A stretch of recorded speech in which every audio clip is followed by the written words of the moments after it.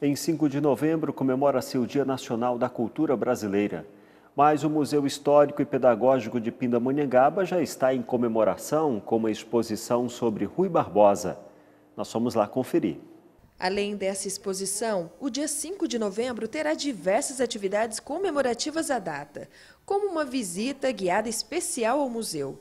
Na ocasião, estará sendo realizada uma ocupação cultural no prédio, com diversas manifestações artísticas, tudo com entrada gratuita. Dia 5 de novembro, que é o Dia Nacional da Cultura, o Conselho Municipal de Cultura e o Museu Histórico e Pedagógico Dom Pedro I e Dona Leopoldina vão realizar a primeira ocupação cultural de Pindamonhangaba. A ocupação é a apresentação das 8 cadeiras do Conselho Municipal dentro de diferentes espaços do museu, dialogando com os espaços e com as cadeiras como artes cênicas, dança, música e algo relacionado também à literatura, sempre dialogando com as cadeiras do Conselho. As atividades estão sendo realizadas pelo museu em parceria com o Departamento de Patrimônio Histórico e Conselho Municipal de Cultura. A Juliana e a Verônica são as curadoras. Elas estão há um mês organizando tudo para a exposição. O processo de curadoria da exposição, ela começou exatamente há um mês e ela começa com o processo de seleção do acervo. Depois passamos pelo processo de higienização e depois a montagem das vitrines e as legendas, né? As legendas ela é feita de acordo com os padrões de museologia. Curadoria, o que é isso? Acho que são pessoas que devem ter algum dom para cura. Não, dona Raquel. A Juliana explica. Curadora é a pessoa ou a equipe responsável pela seleção de acervo e montagem de exposição. Então, é ela que cuida dessa parte toda dos museus. Ah, tá. Tudo bem. A Verônica é professora de História e fala um pouco mais sobre Rui Barbosa. O Dia Nacional da Cultura é comemorado no dia 5 de novembro, instituído por uma lei, né, nacional, federal, 5.579, de 1970, onde homenageiam Rui Barbosa, importante jornalista, político, estadista, da criação do Brasil enquanto nação. Então, esse dia foi instituído em homenagem ao nascimento de Rui Barbosa, representando no dia 5 de novembro o Dia Nacional da Cultura. As visitas à exposição, que permanecerá até o final deste ano, podem ser realizadas de terça a sexta-feira, das 9 às 18 horas. No dia 5, a ocupação cultural, estão todos convidados, a partir das 14 horas. Ela vai acontecer em diferentes espaços do museu com essas exposições das 8 cadeiras. No entanto, já está acontecendo e vai ficar até o final do ano a exposição sobre Rui Barbosa, que é o patrono do Dia Nacional da Cultura. Essa exposição ela é dialogada entre o acervo de Rui Barbosa, que o próprio museu tem, e também uma demonstração das próprias cadeiras, mas tudo dialogando no mesmo espaço. Acompanhe agora o plantão da redação.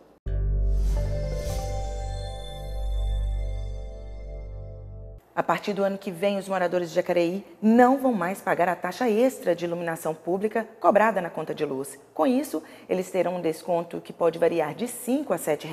A responsabilidade voltará a ser da Prefeitura. E apesar de rápida, a chuva que caiu na noite desta quarta-feira em São José dos Campos causou estragos em algumas regiões da cidade. Para se ter ideia do prejuízo, uma loja de decoração teve todos os móveis estragados pela inundação e várias árvores caíram. Uma delas derrubou o muro de uma casa no bairro Jardim Paulista. E atenção motoristas, a partir do dia 1º de novembro, as multas de trânsito terão reajuste de mais de 244%. Atualmente, quem é flagrado usando o celular enquanto dirige, paga R$ 85,13, além da penalidade de 4 pontos na carteira.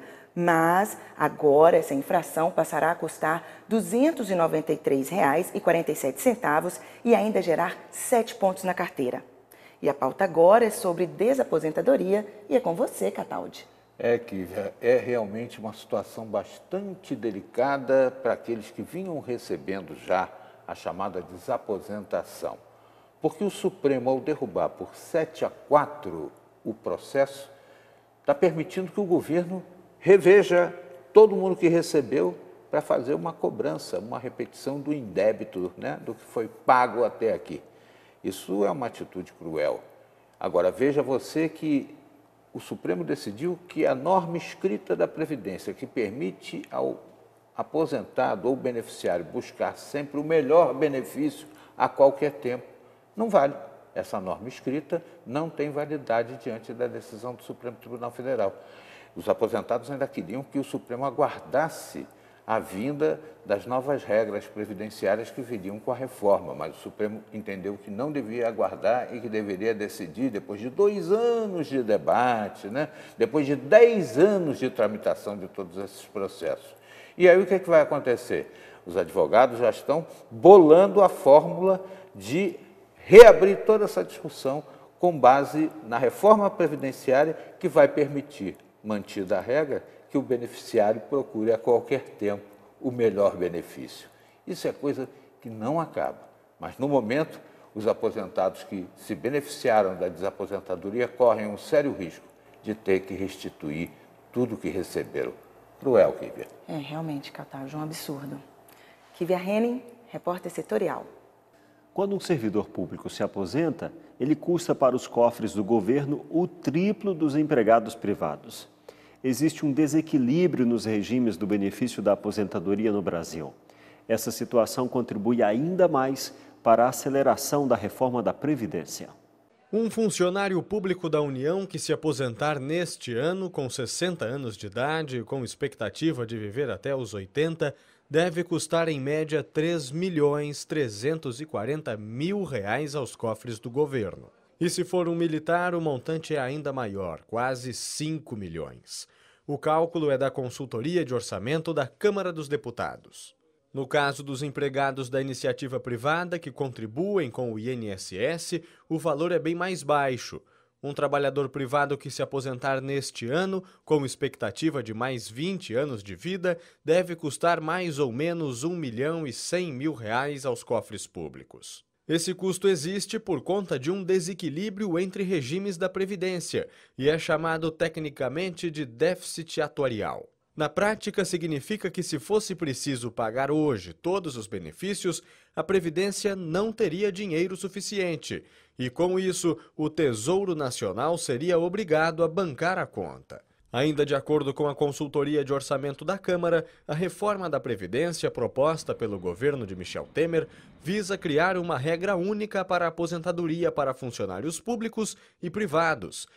Além disso, as informações divulgadas pela Folha dizem que a União tem um regime de previdência desestruturado, onde cada poder possui sistema próprio e apenas envia informações uma vez por ano ao Ministério da Fazenda.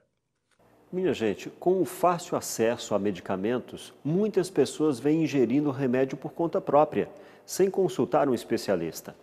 Para alguns, qualquer dor ou incômodo é razão para se automedicar.